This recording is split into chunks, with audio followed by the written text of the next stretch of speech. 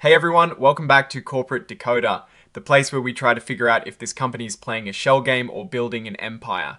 Today we're cracking open a filing from Cheetah Supply Chain Service Incorporated, and spoiler alert, it looks like there has been a change of accountants, which can sometimes be like a magician switching assistants right before a big trick. Alright, so what is the big event prompting this report? Well, it all centers around a date, the 6th of January 2026, when the company's leadership made a significant decision about who is looking at their books.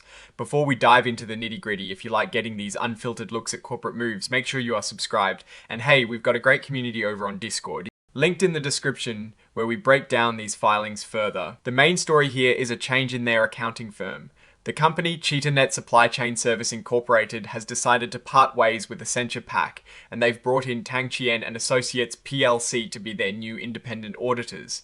This happened on the 6th of January 2026. Now, why does this matter? Well, an auditor's job is to give an unbiased opinion on a company's financial health. When a company switches auditors, especially if it is not for a clearly stated reason like growth, people naturally start to wonder if there was a disagreement or if they're looking for a different perspective. Accession had been with Cheetah Supply Chain Service Incorporated for a little over 2 years, from October 2023 until this January 2026 decision. The report tells us that Accession's past audits for the company, specifically for the years ending the 31st of December 2024 and 2023, didn't have any major red flags. No adverse opinions, no disclaimers, nothing that said everything's not quite right here. That is usually a good sign. More importantly, the company states there were absolutely no major fights, no disagreements as they put it, with Accession on anything related to accounting rules, how they reported their finances, or how the audits were conducted. This is crucial because if there had been significant disagreements and Accession wasn't happy with how things were resolved, they might have been required to say so in their reports. The absence of these red flags suggests a smooth working relationship up until the point of dismissal. However, there is a small but significant detail buried in there. While there were no disagreements with Accession, the company does mention previously disclosed identification of material weaknesses in the company's internal control over financial reporting. Material weaknesses are like cracks in the foundation of a company's financial reporting system. They mean that there is a significant chance that mistakes in their financial statements could go undetected. This is a pretty serious issue. Even though there were no major fights with the auditor about it, the fact that these weaknesses existed is concerning, and it is something that potential investors or partners would want to know. It means that while the numbers might look good on paper, the systems to ensure those numbers are accurate might not be as robust as they should be. The company has sent Accession a copy of what they're saying here and asked them to confirm if they agree. They've also filed a letter from Accession as an exhibit. This is standard procedure to ensure that the auditor's side of the story aligns with the company's public statements. This whole process of changing accountants needs to be transparent. The company is being upfront about the situation by filing this report and sending the necessary documentation to the SEC, the Securities and Exchange Commission.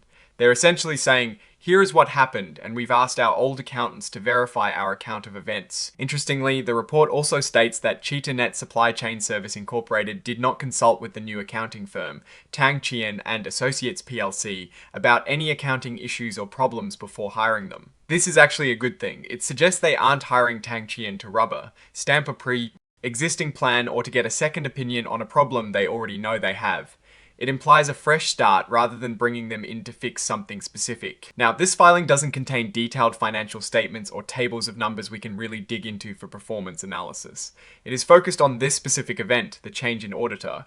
Usually you'd see line items like revenue, costs, profits, and all that good stuff in a filing like this if it were a quarterly or annual report.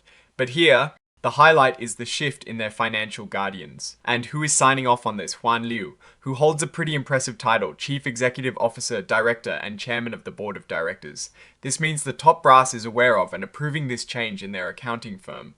Looking at this filing from a broader perspective, the main takeaway is the change of auditors. The lack of major disagreements with the outgoing firm, Accession, is positive. It doesn't seem like they were fired because of a major accounting scandal or a huge fight over numbers.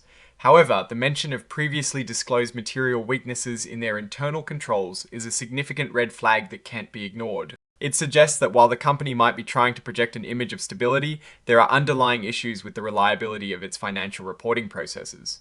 This could make investors hesitant as it implies a higher risk of errors or even fraud going unnoticed. The fact that they didn't consult with the new auditors beforehand is a nuance point. On one hand, it could mean they are starting with a clean slate and bringing in Tang Chien for a truly independent review. On the other hand, it could mean they haven't yet discussed the extent of those material weaknesses with their new auditors, which could lead to surprises down the line in terms of company direction. This move alone doesn't give us a clear picture of their business strategy or financial health. It is a procedural change. The real story will unfold in their next financial reports under the new auditors. Will these new auditors help address the material weaknesses? Will the company's financial performance improve?